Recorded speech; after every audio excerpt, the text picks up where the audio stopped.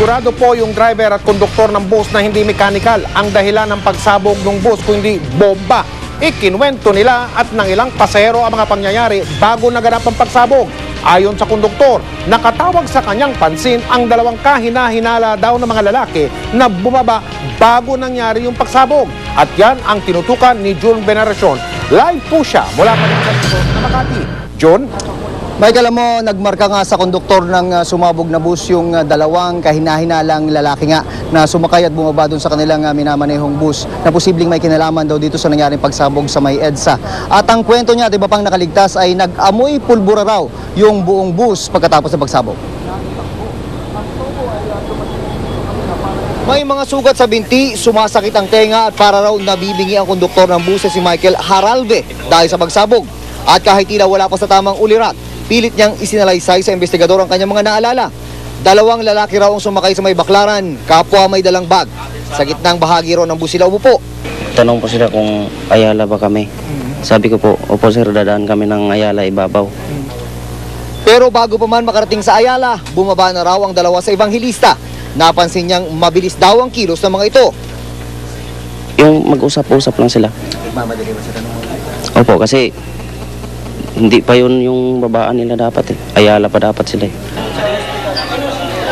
Kwento pa ni Michael kung saan umupo ang dalawang lalaking pasahero. Doon daw banda nangyari ang pagsabog. Sabi ng konduktor, parehong may taas na 5'5" ang dalawa. Ang isa nasa edad 30, ang isa naman ay nasa edad 20 pataas. Pero hindi na raw niya maalala ang mukha ng dalawa. Wala namang nahalatang kakaiba ang bus driver na si Maximo Peligro sa kanyang mga pasahero. Pero ang nasisiguro niya, hindi mechanical failure ang dahilan ng pagsabog, kundi isang pampasabog daw talaga ang yumanig sa kanyang minamaneho. Bomba talaga yun, sir.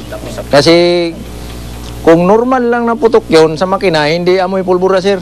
Hindi po kami nakikita-kita sa loob nung pumutok. Kung akong tatanungin, bomba. Kasi kung ordinaryong paputok lang, hindi ganun. Yung iba ay ano eh. Pero mas madugo raw sana ang insidente kung nangyari ng mas maaga ang pagsabog. Kalahati na lang daw kasi ang laman ng bus paglagpas ng babaan sa Ayala. 6 na po ang seating capacity ng bus. Mike, patuloy na nag-iimbestiga ang Makati Police at umaapila sila sa mga posibleng saksi na maaaring makapagbigay ng mukha sa mga sospek na makipagtulungan sa ginagawang investigasyon. At sa mga sandaling ito, Mike, ay makakasama natin ng Mayor ng Business District ng Pilipinas, itong si Mayor Junjun Binay, na kagagaling lang sa loob ng ospital ng Makati para dalawin yung ilan sa mga nasaktan dito sa insidente. Mayor, kumusta po ang kondisyon itong mga nasugatan? Well, meron pa ho tayong 3 pasyente ngayon sa loob ng ospital ng Makati. Meron pa hong 2 lalaki at 1 babae. Ang isa ho doon sa lalaki ay yung konduktor ng bus. Yung lalaki po, yung babae po ay nasa critical condition sa puntong ito. Critical, ganun po kalala ang kanyang tinamong sugat? Siya po ay nagtamo ng sugat sa kanyang ulo at she's in critical condition at this time. Mayor, may tanong din po si Mike Enriquez mula sa studio. Mayor, pakikumpirma. Magandang gabi po, Mayor. Si Mike po ito. Apo. Mayor, pakikumpirma nga sa amin kung ilan talaga ang patay na sa puntong ito.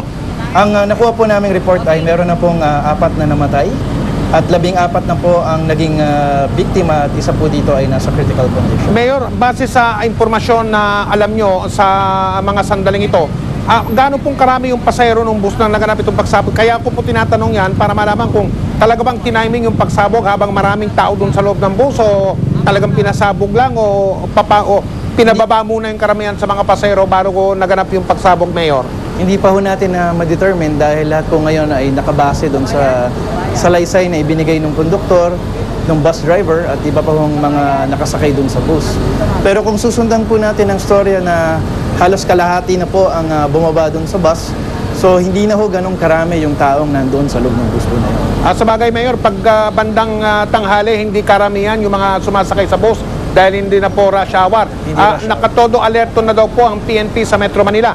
Diyan po sa inyo sa Makati na katulad na sinabi nyo kanina sa isang ulat namin na napagganapan na ng ganyang pagsabog sa bus. Ano pong mga pag-iingat ang aasahan hindi lang ng mga taga Makati kundi ng maraming taga Metro Manila at ibang bahagi ng Luzon na nagpupunta sa Makati araw-araw para maghanap buhay, Mayor? Actually, alam niyo po, ang pinakamagalang ngayon ay maging vigilant po tayo. Kung meron po tayong napapansin na kahina-hinala, dapat ho ibigay alam agad sa ating mga pulis o dun sa driver, konduktor para ho makagawa tayo ng solusyon dito sa maaaring maging problema. At sige po, marami pong salamat, Mayor Binay, at maraming salamat din yan na live sa lugar na yan, June Veneracion. Maraming salamat po. At dahil humarang sa northbound lane ng EDSA Buendia ang sumabog na bus, isinara muna sa mga motorista yung bahaging yun. Kaya halos hindi umusad kanina ang trapiko. Kamustahin natin ang sitwasyon doon ngayon sa pagtutok live ni Lia Manyala. Lia. Mel, wala pang 5 minuto ay naialis na nga dito sa EDSA Buendia ang sumabog na Newman Goldliner bus. Pero bago pa man ito inalis ay binuksan na ng MMDA ang 2 inner lanes dito sa EDSA Buendia at Ayala. 4 na oras nga itong isinara kanina sa mga motorista sa daloy ng trapiko dahil na rin sa ginawang investigasyon matapos ang nangyaring pagsabog. Isang oras lang matapos ang pagsabog ng Newman Goldliner bus, nagmistulang parking lot ang EDSA mula Ayala. Sinara kasi sa trapiko ang northbound ng EDSA mula Ayala hanggang Buendia para bigyang daan ang investigasyon ng pulisya. Dahil walang galawan ng trapiko, ang ilan naglakad na lang. Abe, talaga lamang ayaw ka ba? Saan ka naglakad? Hanggang din sa may Malagalyanes. Hanggang? Nandito. Pagod nga eh. Papunta kami dyan sa tiranan sa So hindi ba gumagalaw? Ano ba? Hindi ba gumagalaw yung traffic? Hindi. Traffic. Sobra. Mabilis din na bumigat ang daloy ng trapiko mula EDSA Guadalupe southbound para maibsan ang traffic sa northbound lane ng EDSA alas 4 ng hapon kanina. Agad na naglatag ng cones ang MMDA. Nagpa-counterflow sila sa EDSA southbound mula sa ilalim ng MRT Magallanes Station palabas dito sa EDSA Buendia at makapag-northbound na sila patungong Quezon City. Yung mga nanggaling sa Magallanes patungong Quezon City, pinakanan na rin sa McKinley palabas ng C5. Yun namang mga patungong Mandaluyong, pinakaliwa na kanina sa Ayala, kanan ng Makati Ave, dire-diretso na pa Mandaluyong. Nadaanan din itong Buendia flyover pabalik ng EDSA.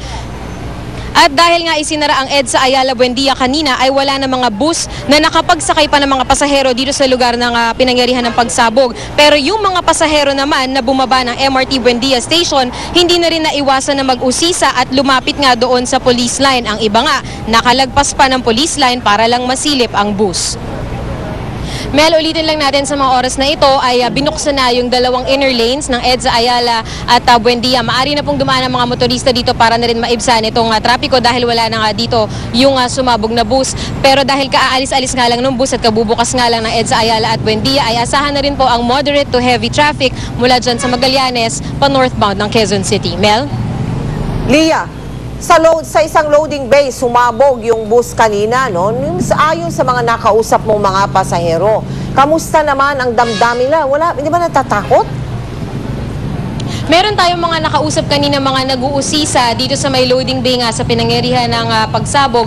Yung ilan sa kanila ay sakay nung mga bus na kasunod nitong sumabog na bus. At ayon sa kanila ay rinig nila yung malakas na pagsabog at natakot nga daw sila. Akala raw nila kung ano yun dahil daw sa sobrang lakas ay animoy lumindol daw dito sa EDSA. Mel? Maraming salamat sa iyo, Lia Manyala. Nasa ospital po na Makati ang ilan sa mga biktima nung malagim na pagsabog ng bus na yan sa Buendia EDSA at nandun po live si Mark Salazar. Mark, kamusta na dyan? Mike, napakahalaga sa investigasyon. Kumpara sa investigasyon at impormasyon ng publiko, napakahalaga ng 6 na biktima nga naririto ngayon sa ospital ng Makati. Sa 6 na itinakbong biktima ng bus explosion dito sa Osmac, 2 ang namatay, 2 ang kritikal at 2 ang bahagyang nasugatan. Sa maghapong nilalapatan ng lunas sa mga biktima, labas-masok sa emergency room ang otoridad gaya ng CIDG, NBI at DOH sa pagbabaka sakaling makahugot na ng sagot sa mahalagang tanong ng investigasyon. Wala pa inaalam pa yung mga identity nila. I did not see them. I was just there. So ano po yung pinunta niyo, ma'am? Information. Information. So ano po yung information? Ang SOCO nagkaroon naman ng pagkakataon sa 2 bangkay ng biktimang hindi pa kinukuha ng pamilya. Kung kailan naman wala ng investigador eksaktong labas ng biktimang si Annabel Gozon, kaya media nagtanong sa kanya. Malinaw ang kanyang alaala ng mga nangyari. Sa akin kasing pagka-alala, hindi ganun kalakas ang pagsabog. Ang ko nga lumayo ka agad ako sa bus. Sa kayo tumaan, ma'am? Sa pintuan? Sa bintana. Sa bintana ako dumaan. Kasi nasa unahan ako ng bus. Mga ilang upuan na Simula sa driver, pangalawa. Yung inuupuan ko. Ay, ang sinabugan naman, medyo malayo sa akin. Itong critical ngayon, nauna siyang bumagsak sa akin. Okay. Nauna siyang tumalon sa akin. Ang inaano ko, yung parang nakakbangan ko pa nga siya eh. Kahit hanggang hapon, may pailan-ilan pang pumupunta dito sa OSMAC para hanapin ang kanilang mahal sa buhay na suspetsya nila'y nadamay.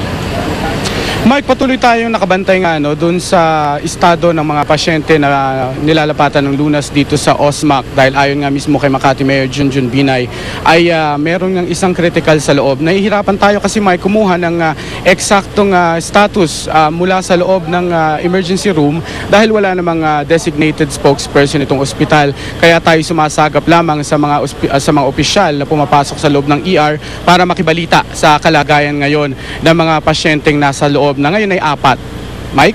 Mark, isinapubliko naman ng mga otoridad dyan sa Ospital ng Makati ang pagkakakilanlan ng mga biktima at pangalawang tanong ko, naipaalam na ba yan sa mga kaanak ng mga nandiyan mga biktima, Mark? Mike, kagaya natin, meron tayong isang pangalan ng nasawi pero hindi natin pwede ibalita dahil hindi tayo sigurado. Gaya ng sinabi ko, walang official spokesperson na ospital at hindi tayo tiyak kung nasabihan ng pamilya. Lalo na nga hanggang sa mga oras na ito ay wala pa nagkiklaim nung dalawang katawan na nasa morgue ng ospital. Bagamat meron tayo isang pangalan na hindi muna natin ito pwedeng banggitin. Ang nakakasiguro lamang tayo yung identity ng mga nasa loob na slightly injured dahil yung kanilang mga kamag-anak o kaibigan ay nasa labas ng ospital at nakumpirma natin ang kanilang pangalan at dalawa nga sa kanila yung mga slightly injured kasama na si Annabel Gozon doon sa lumabas. Mark, masisigurado ba natin sa puntong ito kung yung impormasyon na may posibilidad na dalawin ni Pangulong Aquino yung mga biktima na nandyan sa Ospital ng Makati, Mark? Yan ang matunog na sinabi sa atin dito dahil kinlear nga yung parking para sa pagdating nga ni Pangulong Aquino. Bagamat wala pa naman ako nakikitang advance party o PSG para sa pagdating ng Pangulo pero nakaantabay ang ospital dyan. At Mike, pwede ba akong magdagdag lang na mahalagang impormasyon? Kasi kasama sa report ko kasi Mike, yung pailan-ilang mga tao rito na naghahanap ng kanilang kaanak, yung nagbabakasakali at tumitingin ng pangalan na suspetsya nila kaanak nilang nadamay. Meron po kasing hotline yung OSMAC na pwede na lamang nilang tawagan para masigurong ligtas yung kanilang mga kaanak. Ang hotline, Mike, ay 813-5390. Maisingot ko lang yun, Mike. Maraming salamat. Ulitin natin, ibabad natin, wag natin munang tanggalin sa telebisyon. 813-5390. Ang hotline ng Ospital ng Makati sa mga gustong malaman kung ang kamag-anak nila ay kasama doon sa mga nandyan sa mga sandaling ito. Maraming salamat, Mark Salazar. May mga dati na rin pagsabog sa bus sa Metro Manila, tulad ng nangyari kanina sa Makati. Sino nga bang makakalimot sa tinaguriang Valentine's Day bombing noong taong 2005? Kung saan isang bus ng RRCG ang pinasabog sa EDSA Ayala. 4 ang patay kabilang na ang driver. Hindi bababa sa 6 na suspect ang inaresto at kinasuhan.